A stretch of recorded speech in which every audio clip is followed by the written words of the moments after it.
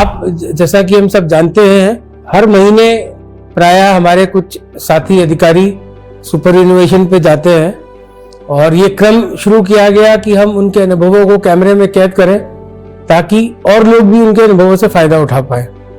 आज बड़ा विशिष्ट मौका है। हमारी एक बहुत ही अकॉम्प्लिश्ड ऑफिसर श्रीमती चंद्रकांता, जो अभी पीआरओ ब्रांच में एपीआरओ के पद पे है और बहुत वास्ट एक्सपीरियंस इनका रहा है फील्ड पुलिसिंग में, ट्रैफिक पुलिसिंग में, वुमेन रिलेटेड इश्यूज पे। तो आज ये मौका है कि हम चंद्रकांता जी के अनुभवों को कैमरे में कैद करें और उसके एनालिसिस से, उसके निचोड़ से दिल्ली पुलिस के बाकी हमारे साथी लाभान्वित हो। मैं चंद्रकांता जी का स्वागत करता हूँ इस इंटरव्यू के लिए, साथ ही साथ उनको आगामी जीवन के लिए बहुत बहुत शुभकामनाएं देता हूँ। चंद्रकांता जी, आपका एक बहुत वास्ट एक्सपीरियंस है दिल्ली पुलिस में और चूंकि आप एक बहुत सफल महिला अधिकारी के रूप में जानी जाती हैं, तो इतने वर्षों में महिला अपराधों के प्रति दिल्ली पुलिस का क्या दृष्टिकोण रहा है? पिछले कुछ सालों में जो नए इनिशिएटिव्स लिए गए हैं, क्या समझते हो आप वो कितने सफल रहे हैं? और तीसरी चीज मैं आपसे ये भी जानना चाहूंगा कि आपकी क्या राय है कि महिलाओं की सुरक्षा के प्रति क्या हम कुछ और कर सकते हैं? सर, मैं आपको ये बताना चाहूँगी कि मेरा जो टेन्योर है फील्ड का, जिसमें पब्लिक रिलेशन पे मैं ज़्यादा एम्फसाइज करना चाहूँगी। नंबर 1, जितना पुलिस पब्लिक के क्लोजर जाएगी उतना क्राइम के बारे में जानने को मिलेगा सर, उतना आपको पब्लिक भी कोऑपरेट करती है सर, नंबर 1। और महिला अपराधों के बारे में जो हमारा लॉ है sir, criminal law amendment act, वो इतना स्ट्रिंजेंट है सर। उसमें पॉक्सो में अगर हमारे चाइल्ड की उम्र लेस देन 12 ईयर्स है सर, तो उसमें सजा का प्रावधान फांसी है सर। और उसके बाद हमारे दिल्ली पुलिस की काफ़ी रिस्पॉन्स मैकेनिज्म में इम्प्रूव हुआ है। और दूसरा सर, हमारे MHA ने भी इस तरह के ऑफेंसेस पर अपने मॉनिटरिंग रखी हुई है। जैसे ITSSO में जितने भी सेक्सुअल ऑफेंसेस होते हैं, उनका 2 मंथ्स का टाइम है सर, कि उसमें हर थाने में सेक्सुअल रिलेटेड ऑफेंसेस में 2 महीने के अंदर अंदर चार्जशीट फाइल करनी है सर। और दूसरा, जब वो ट्रायल पे जाता है सर, तो उसमें भी काफ़ी मिनिमल टाइम रखा है, 2 महीने का ही टाइम रखा है। और नए लॉ में सर कुछ सेक्शंस ऐसे इंट्रोड्यूस किए गए हैं जिसमें इन ऑफेंसेस को करने वाले हिम्मत ना करें।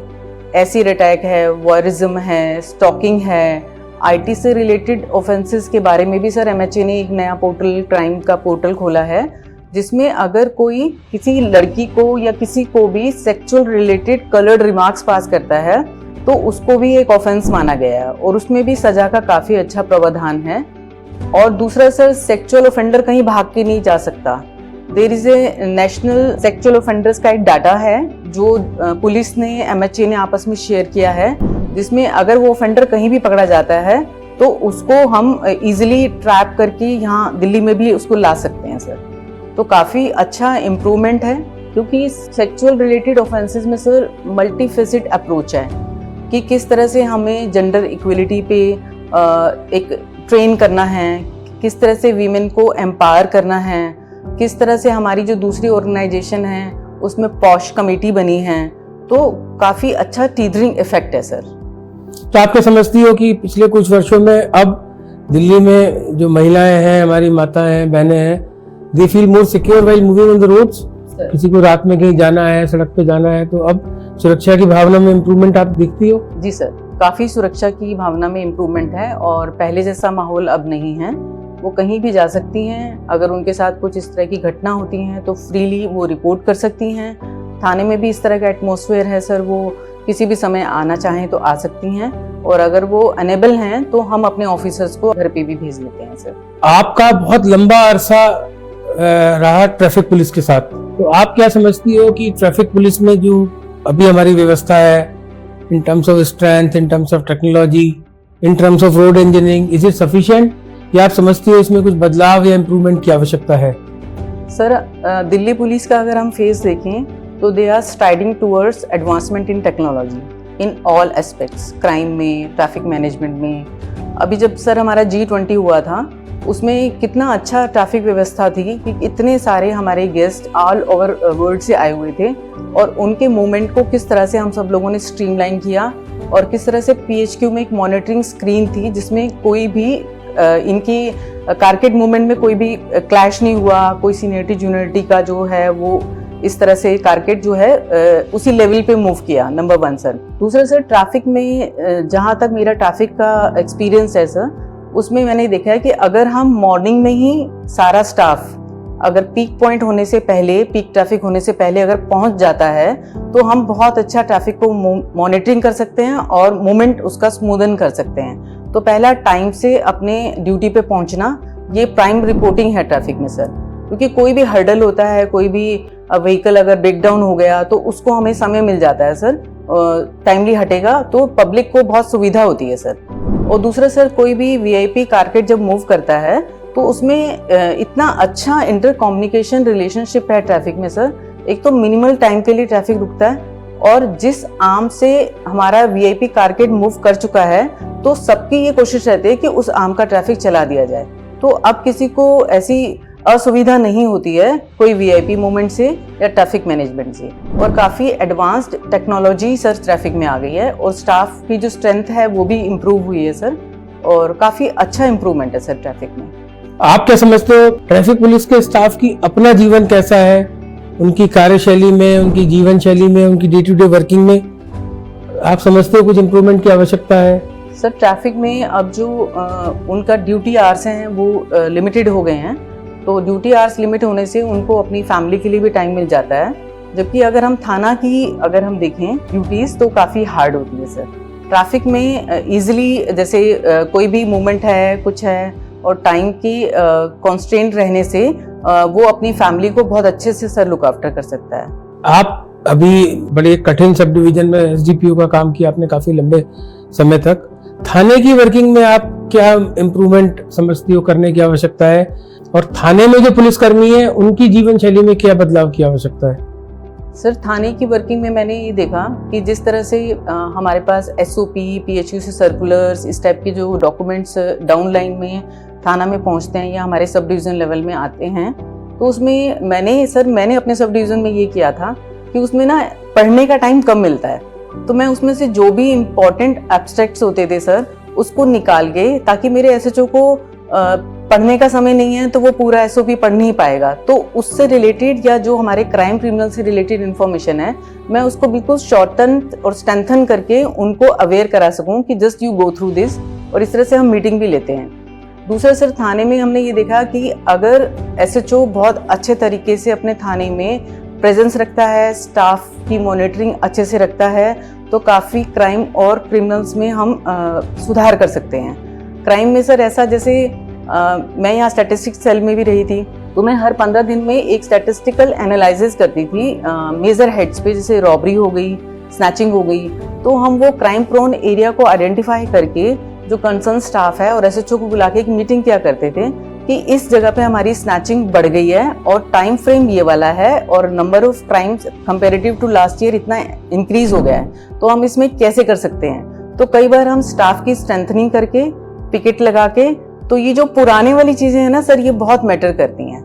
और अगर हम, और 24 घंटे तो हम लोग बिल्कुल रेडी रहते हैं, वहाँ पे किसी भी तरह का कोई क्राइम हो जाए तो हम बिल्कुल एकदम से सीन ऑफ द क्राइम पे पहुँच के कोई भी, क्योंकि सर नॉर्थ ईस्ट डिस्ट्रिक्ट ऐसा था, दोनों तरह की पॉपुलेशंस हैं और बहुत जल्दी वहाँ पे एग्रावेशन हो जाती है, तो वहाँ फर्स्ट फॉरमोस्ट सब ऑफिसर्स का यही रहता है, जैसे भी कोई क्राइम होता है हम तुरंत क्राइम सीन पे पहुँच जाते हैं ताकि दूसरी चीज़ों को हम प्रिवेंट कर सकें सर। और काफ़ी क्राइम का सर वहाँ पे काफ़ी अच्छा परसेंटेज रहता है, लेकिन सबसे बेस्ट पार्ट ये है कि जितना भी हीनियस क्राइम वहाँ पे होते हैं सारे वर्कड आउट हो जाते हैं सर। पिछले कुछ समय में जो दिल्ली पुलिस ने इनिशिएटिव्स लिए हैं, आप क्या समझती हो उससे पुलिस पब्लिक रिलेशनशिप में इम्प्रूवमेंट हुआ है, और यदि हुआ है तो क्या उससे पुलिस की कार्यप्रणाली पे और इलाके में इम्प्रूवमेंट में, क्राइम पे कंट्रोल में कुछ फर्क पड़ा है? जी सर, एक समय ऐसा था जब हर वीक में हम लोगों को सैटरडे को पुलिस पब्लिक रिलेशनशिप के लिए एक हमें जनसंपर्क करना पड़ता था, तो वो इतना जेन्युइन होता था सर, उसका अनाउंसमेंट भी हम अपने एरिया में कर देते थे। Any person can walk in, जैसे कोई भी वहाँ से रिलेटेड कोई इन्फॉर्मेशन है अगर वो देना चाहता है, जैसे मान लीजिए कहीं पे कोई पार्क है वहाँ पे लेडीज ठीक से मूवमेंट नहीं कर पा रही है, शाम को घूम नहीं पा रही, रीजन देयर बाय कि वहाँ पे सट्टा गैम्बलिंग एकदम से शुरू हो गया है।